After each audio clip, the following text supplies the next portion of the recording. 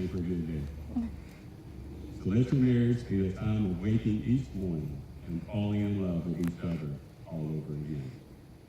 As we continue with our ceremony, let us take a moment for prayer. God, we ask your blessing upon this man and woman as we celebrate this occasion in their lives. Grant them the happiness and contentment as they establish their new home, create a new family, and explore the depths of their love for one another and for you.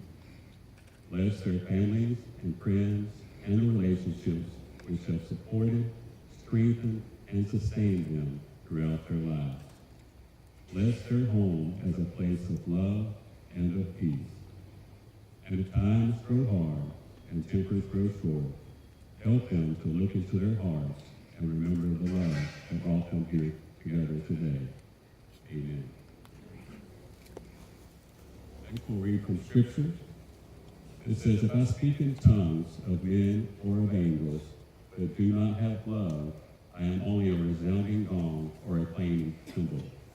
If I have the gift of prophecy and can fathom all mysteries and of all knowledge, and I have faith that can move mountains, but do not have love, I am nothing.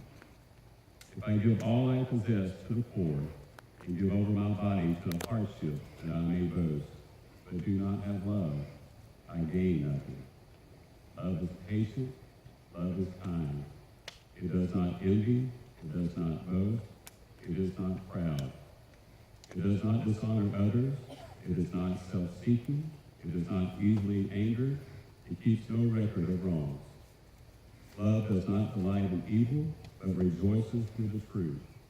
It always protects, always trusts, always hopes, and always perseveres.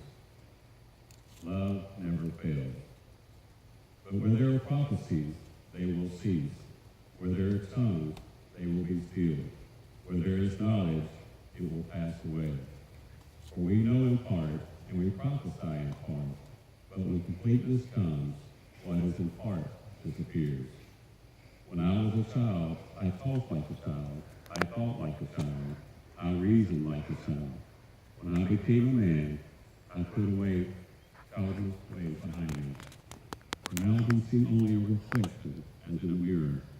Then we shall see face to face. Now I know in part, then I shall know fully, even as I am fully known. And now these three remain, faith, hope, and love, but the greatest of these is love. You see the candles that are lit here beside us? The two outside candles have been lighted to represent your lives to this moment. They are two distinct lights, each capable of going their own separate ways. To bring bliss and happiness to your home, there must be a merging of these two lights into one light. This is what the Lord meant when he said, on this account, a man shall leave his father and mother and be joined to his wife, and the two shall become one flesh. From now on, your thoughts shall be for each other rather than for your individual self. Your plans shall be mutual, your joys and sorrows shall be shared alike.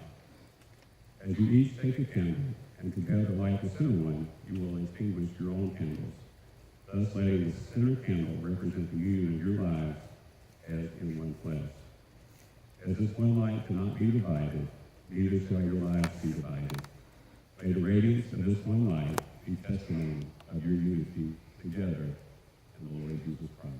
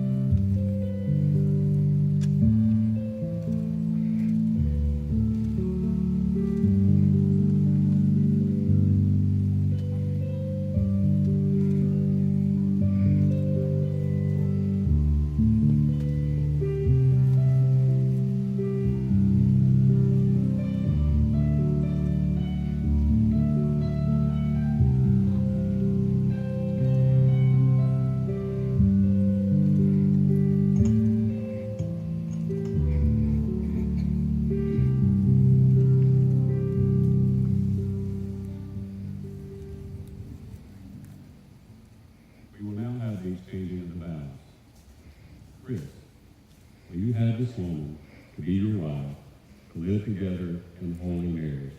May you love her, comfort her, honor and keep her in sickness and in health, and forsaking all others. Be faithful to her as long as you both shall live. Ashley, will you have this man to be your husband, to live together in holy marriage? Will you love him, comfort him, honor him, and keep him in sickness and in health, and forsaking all others, be faithful to him as long as you both shall live? Chris, if you repeat after me. In the name of God, I, Chris, take you, Ashley, to be my wife, to have and to hold from this day forward. For better, for worse, for richer, for poor, in sickness and in health, to love and to cherish until we are parted by death. This is my solemn vow. Ashley, we also repeat after me. In the name of God, I, Ashley, take you, Chris, to be my husband, to have and to hold from this day forward. For better, for worse, for richer, for poor, in sickness and health, to love and to cherish until we are parted by death. This is my solemn vow. The circle has been a symbol for marriage for many, many years. The wedding ring is the outward and visible sign of an inward and spiritual peace, signifying to all the unit of your love and your marriage together. The rings that you will exchange on this day are made of precious metals to represent the treasured nature of your relationship. Being unbroken circles, these rings represent unending love.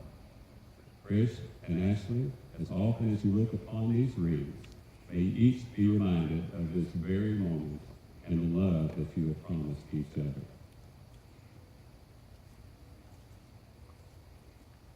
Chris, will you take these rings for Ashley?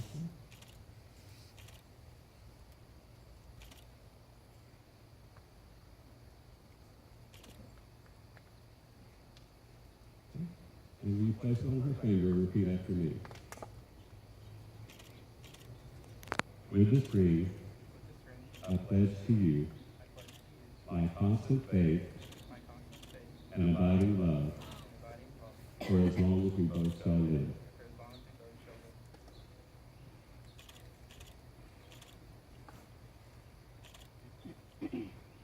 Ashley, we take this ring, place it on your ring finger on the left hand, and repeat after me. With this ring, I pledge to you my constant faith and abiding love for as long as we both shall live. Ashley and Chris, you have considered together in the union of marriage and have declared your steadfast love and faith in each other. May you support each other throughout your lives together. May you bear each other's burdens and share each other's joy. May your difficult times be few. May you always remember the happiness and the joy you have given to each other at this moment. And so, by the authority vested in me, I pronounce you husband and wife. May your life together be filled with blessings of love, peace, and joy. Amen. And now for Chris's favorite part, you may kiss your bride.